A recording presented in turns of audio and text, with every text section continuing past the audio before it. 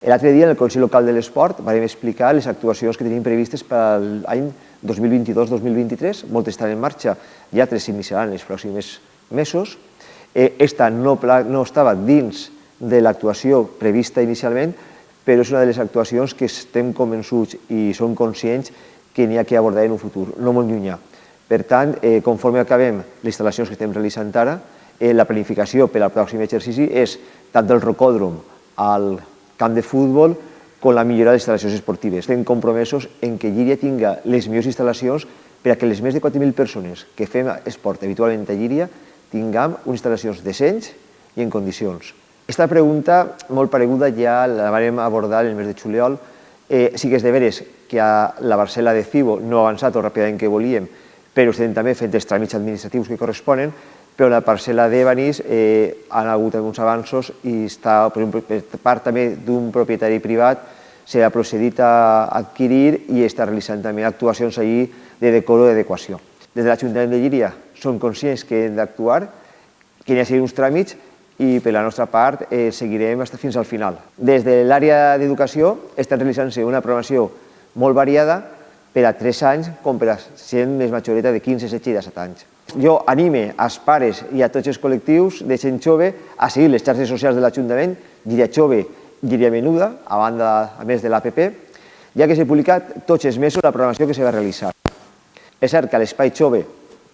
s'ha de quedar, o estan fent moltes més activitats per al públic més menut, fins a uns 7-8 anys, i estem també realitzant ara un projecte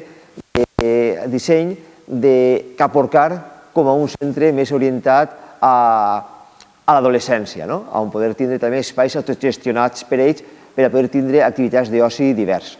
Va començar en els pròxims mesos la construcció d'una pista de tartam al Canó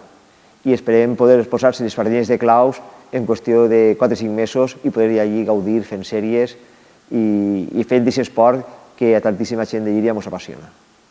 La publicació d'aquest vídeo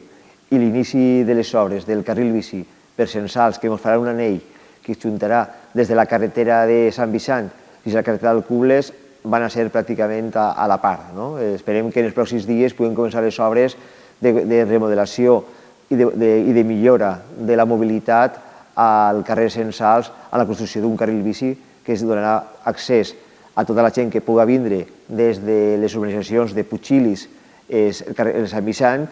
per poder-los juntar en l'altra part del poble, que és l'eixida de la carretera d'Alcubles, i ja per entrar a les carreteres de Sant Miquel també molta gent que ens havia demandat aquesta actuació.